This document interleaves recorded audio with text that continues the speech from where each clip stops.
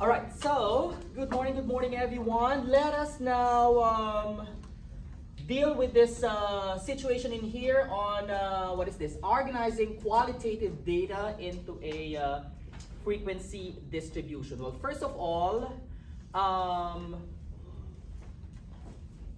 how do we do a frequency distribution and how does it apply to qualitative data in here, right? Well, let's read this problem first and see how we can construct a qualitative, a frequency distribution and also a bar graph from this frequency distribution that we're gonna have in here, okay?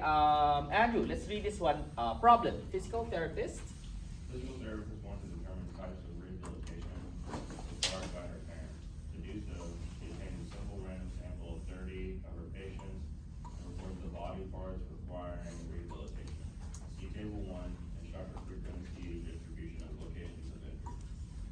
Thank you. So again, our goal in here is to construct a frequency distribution table for this data. So on table 1, we can see in here the body parts that each of those patients need rehabilitation for, okay? So we can think of this one as, it says in here that this is like a physical therapy clinic, okay? So let's count first what's in here and see how they did the frequency distribution table. Well, first of all, as you may notice in here, what kind of variable are we looking into? Qualitative or quantitative? What kind of variable is that? Where you specify what part of the body needs a rehabilitation. What's that? Qualitative, very good, right? Why is it qualitative? These are attributes, right? These are characteristics. These are not values, right? So very good. That is correct. So with that being said, let's count first. How many on back? Let's count. 1, 2, 3, 4, 5, 6, 7, 8, 9, 10, 11, 12. Did it say 12 for the frequency? Yes, it did, right? So in here, we need eyes to actually count, right? Those, in this case, the attribute is a body part, okay? Next one, how many on the wrist? So I'm coloring it green. Let's count. 1, 2. Did you see any wrist still in there? Oh yeah, just 2. Okay. Next, how many on the elbow? Right. Let's count. 1. See any elbow? Well, just 1. Right. And so on. Right. So verifying that one. Let's see this one, for example, knee. How many on the knee? Right. So anyone? Let's see. Knee. Here. 1, 2, 3, 4, 5. All right. So 5 on the knee.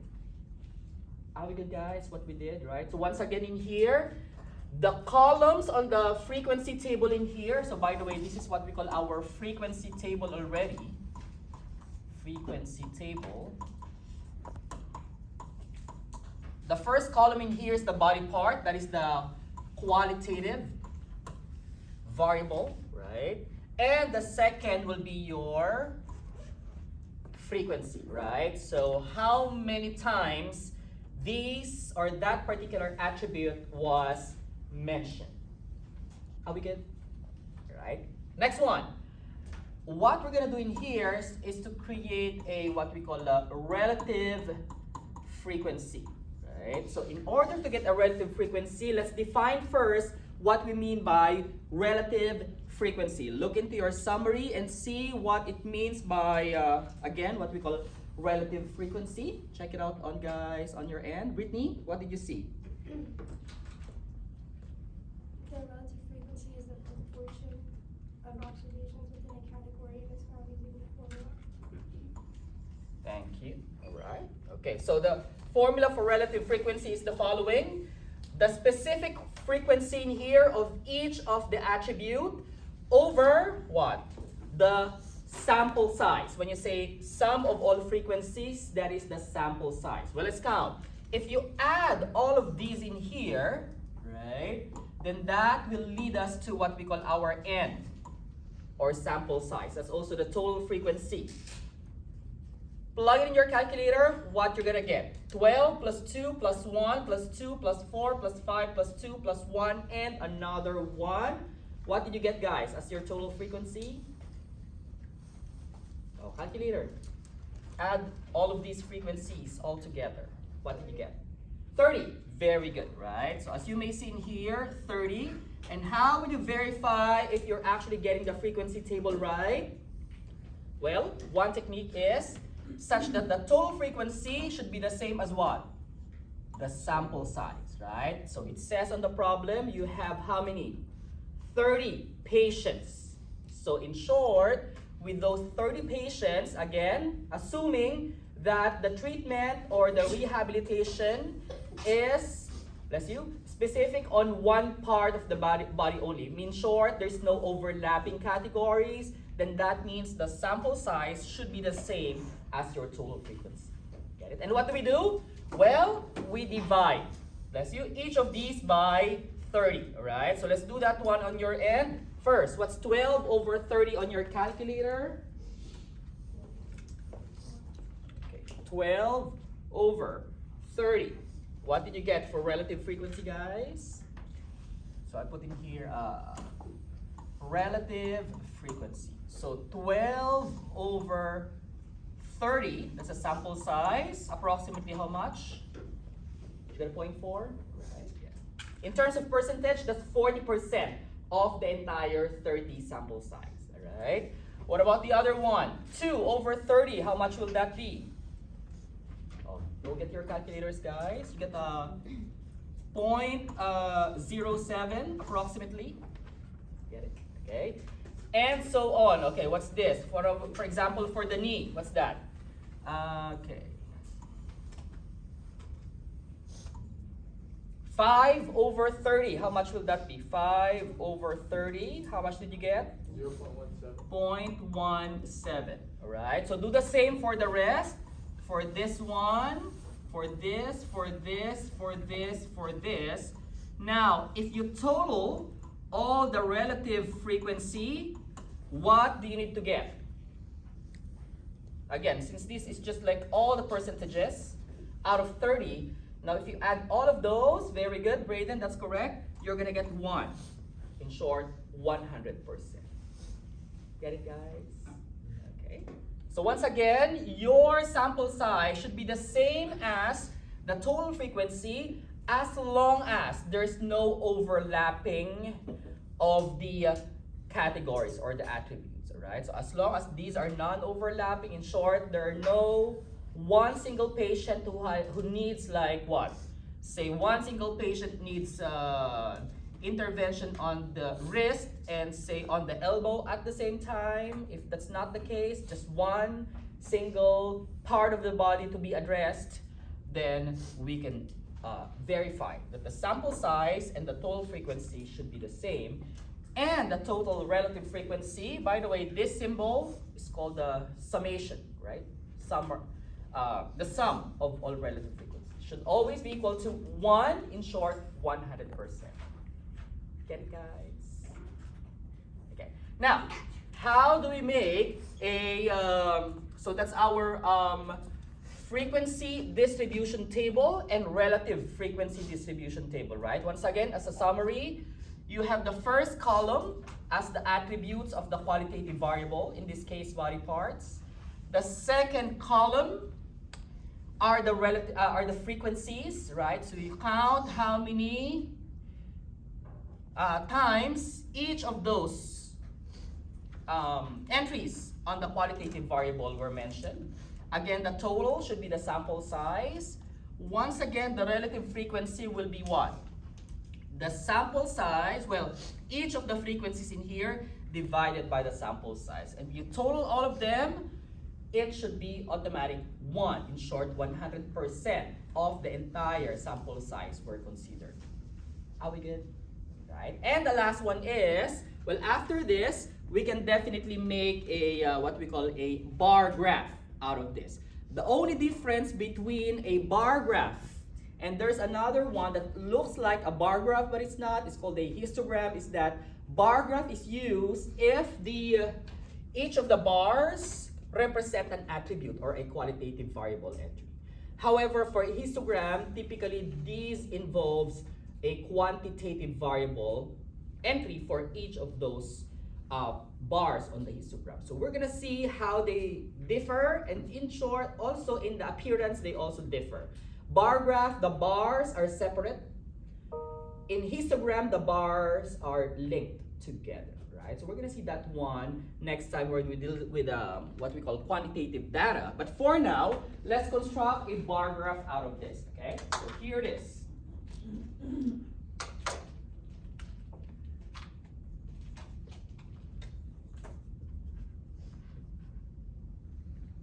Okay, and we can title this one as what? Body parts that need is this physical therapy, what's this? Rehabilitation, right? So it's better to basically have some sort of title for our bar graph as well. And yes, please do use our straight edge, right? Consider this bar graph. So we can title this bar graph as the following: a bar graph of the body parts that need physical therapy rehabilitation. Okay. On the horizontal axis, we're gonna put the qualitative variable. And what is the qualitative variable? Those are the what? Body parts. Body parts. Thank you. So in here, it doesn't really matter where you start. Okay, but again, there's what we call a Pareto variable or Pareto bar graph, where you start from the lowest bar up to the highest bar. So if you have the bar arranged from lowest to highest, then that's called a Pareto bar. But other than that, the matter of how you arrange the body parts in here doesn't really matter. Okay, so with that being said, let's just put them in here. Okay, so this is what? For back, wrist. Obi, can you help me out in here? What did you say? Elbow, Elbow, thank you. and then hip, Hip, and then neck, neck, shoulder, shoulder, back again, and then knee, and then hand. So after shoulder, I guess you'd skip to hand knee, right? and, yeah. Knee, and then hand. Just table one or also two? We're talking about table 2, right? Oh, The body parts, right? So we got back, wrist, elbow, hip, shoulder, knee, hand, groin, and neck. Yes, sir. So we need to mention in here all the body parts in there, right? Neck is on there twice. Neck is twice. Hip. Oh, Whoops. thank you. Thank you. Right, there we go. Next one. So again, these are the body parts. One more time. This can also be on the vertical axis if you want to, right? In that case, your bar will be horizontal. So it doesn't really matter where you put the qualitative variable at. It can be on the horizontal or vertical axis. It doesn't really matter. It's just that the appearance of the bar graph will change. Definitely, if it's horizontal in here, on the horizontal axis, the body parts, then your bar graph will be a vertical bar graph. However, if you put all of these in here on the vertical axis, then you're gonna get a horizontal bar graph, right? So if you get my point, all right? So after that, on the other part, we're gonna consider the scale for this one. So the range, we're gonna consider the range, which is what? Maximum minus minimum, right? In terms of what? Frequency. So this is the frequency scale. You always start with 0, but definitely where will you end? Well, depending on your data in here. So according to your data in here, what is the maximum frequency? 12.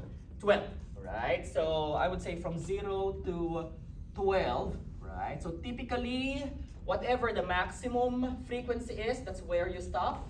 And in terms of the scale, it depends on you guys, right? So you can put in here from 0, 1, 2, 3, 4, 5 until 12, right? Or you divide it into scale that is more convenient or more useful for the bar graph itself, right? So as you may notice in here, there's a lot of 1s, 2s, and 4s as well. So with that being said, I would say the best thing to do in here is to put it in that way, right? 1, 2, 3, 4, 5, 6, 7, 8,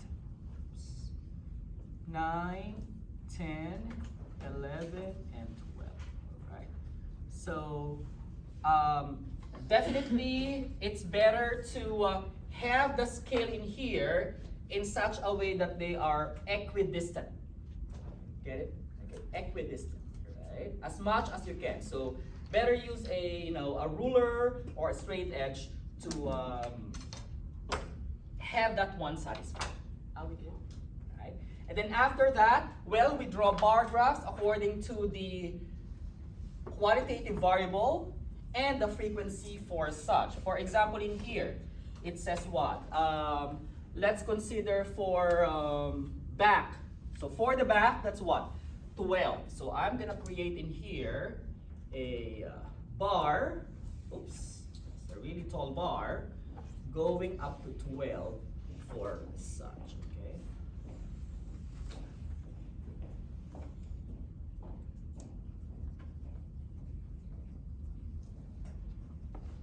Are we good, guys? All right. Okay. And do the same for the rest of them, okay? So for examples, I'm not gonna finish this one, guys, but let's talk about the knee. The knee is what? What's the frequency for knee? 5, okay? So for the knee, then that means, where is that? So in here, for the knee, we're talking about 5 in there. So I'm gonna choose a different color for that. So that is 5. So check it out in here. So better definitely make sure that you use your rulers as well to specify that the bar graph actually corresponds to the value of the frequency. Are we good? Okay. This is pretty quick because a lot of ones, we have noticed a lot of ones in here. Let's say, for example, what's that? Elbow. So elbow is just 1. So as you may notice in here, this is just 1, and that means the elbow is typically there. Good. And basically the same for what else? What has the same height of bar as elbow? Groin and neck. Groin and neck, thank you. So where's that neck? And where's that groin?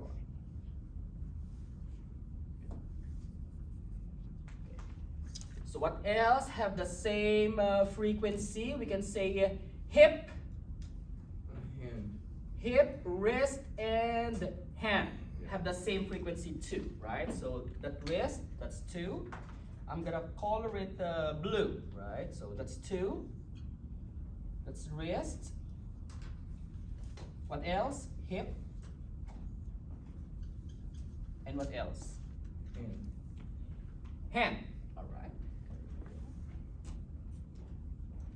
Oh, okay. So it looks like we can finish this one, by the way, guys, right? So the last one, basically, shoulder, right? So for the shoulder, what's that gonna be? 4. 4 out of 12, right? So with that, let me just use a green again for that. 4. So I'm gonna use this ruler in here to basically see where that 4 actually is for the shoulder, and then do that one for such as well.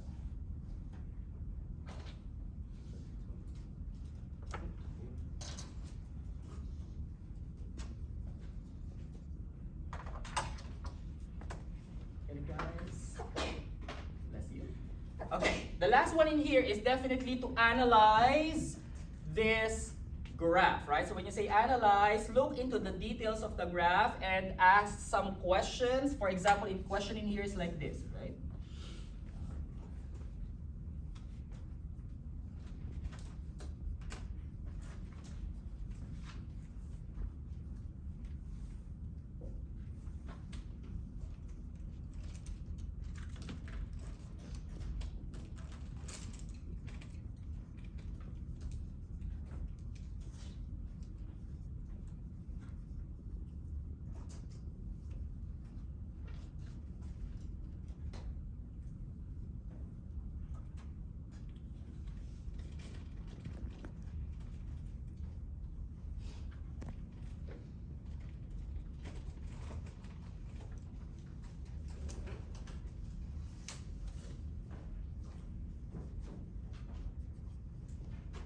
Okay, so maybe we can analyze this one in terms of this specific question according to this bar graph. Well, let's read this one first and see how we can answer that one, okay? Morgan, can you see it from there? What percentage What percentage of clients indicate indicate a PT rehab need for the lower? body parts? Thank you, alright? So how much, in terms of percentage, how many of the clients indicate that they need a what? A lower body part rehab intervention, right? Well, let's count. Well, let's see first. Among these, which among these indicate a lower body part rehab need? Well, let's count or encircle them, right? So lower body part. Anyone who can tell us if there's a lower body part in here? Knee, definitely, right? What else? Hip, right? So hip is it mid or upper? It's kind of like lower still, right? Lower. Well, hip is basically here, right? Oh yeah, so it's lower. Groin. Groin. Okay, go. I think that's it, right? Because the rest is like an upper body part rehab intervention, right? So with that being said, what will we do to answer that, right? What percentage of clients indicate a PT rehab need for the lower body part? So hip, how many are in here for the hip? It says what? 2, right? For the knee, how many? Did it say 5? And for the groin, how many? 1. 1, alright? So in short, what do you do with all of those 3? Add them first. Add them all together, right? So 5 plus 1 plus 2, that will be how much? 8. Over. We're talking about relative frequency, right? Or percentage, right? So, divided by what? The sample size, which is what? 30. 30. Very good. Now, what will that be in terms of percentage? Alright, so let's use our calculators for that. 8 over 30.